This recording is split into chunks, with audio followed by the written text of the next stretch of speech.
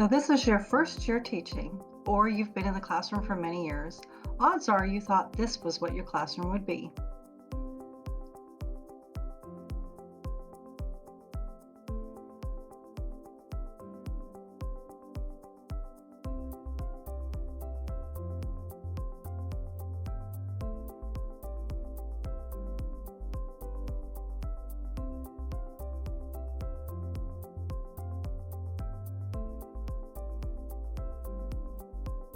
It seems that as new technology becomes available to us, that it is changing the most fundamental way that we teach.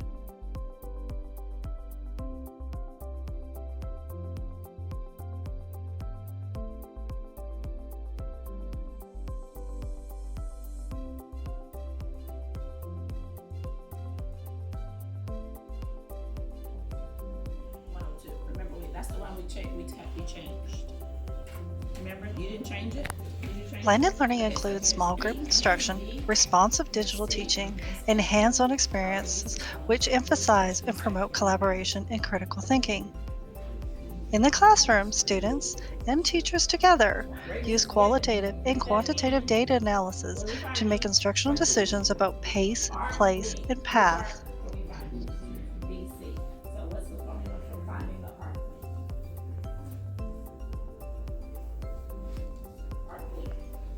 When done correctly, blended learning improves student performances, increases student interest in driving their own learning, and meets all students where they are in learning and moves them forward.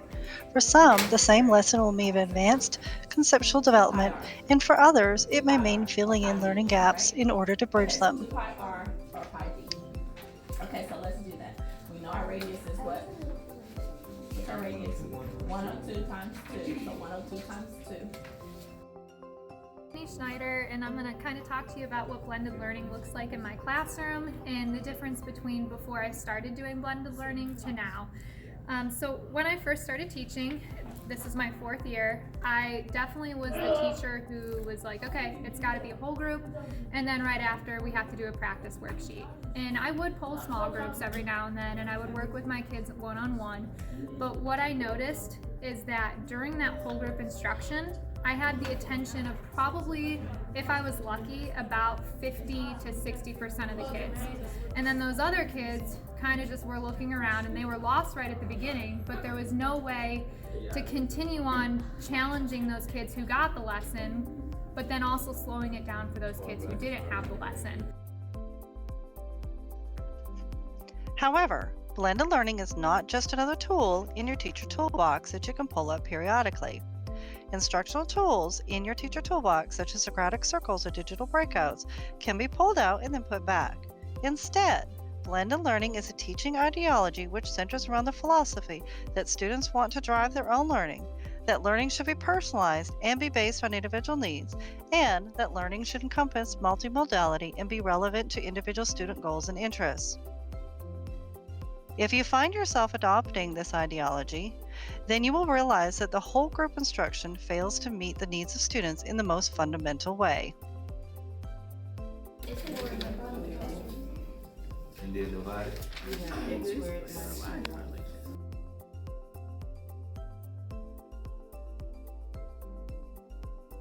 Okay. On Monday, you took a text test. What was your most missed topic? The quadratics. Okay. And today you did a mini lesson. What was your topic?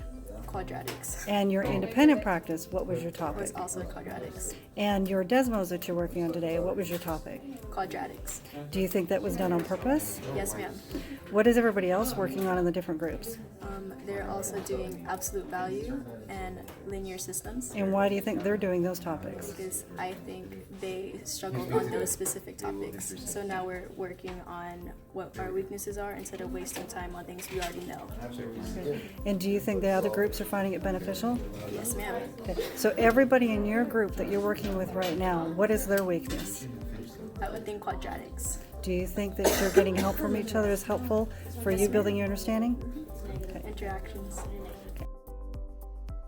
It takes time to shift principles and practices, and the process of shifting your class into a blended learning model will be a personal journey determined by your own drive and your readiness.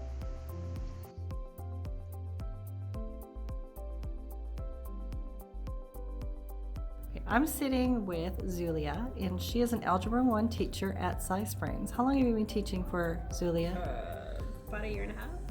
About a And- year and a half now. And this year you started blended learning. Can you describe your experience when you first started? The very first time I tried it, it was overwhelming. The kids were very hesitant about it, and I just felt like we would get frustrated easily. The kids would get frustrated, I would get frustrated.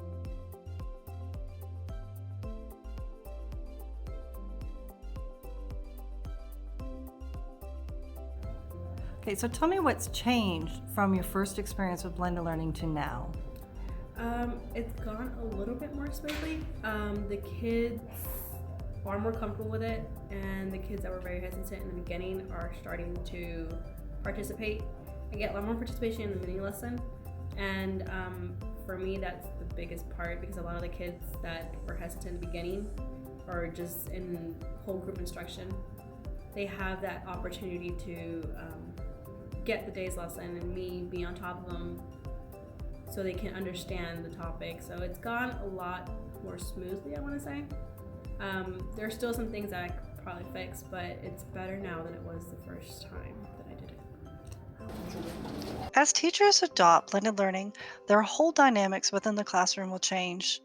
Prior to incorporating blended learning as their main teaching model, teachers often complain of students being on their phones, not interested in learning, and not completing assignments. However, blended learning significantly reduces these concerns. That. So you chose to move your 4x or your 3x and your 5 to this side. They chose to move their 4x squared over to that side.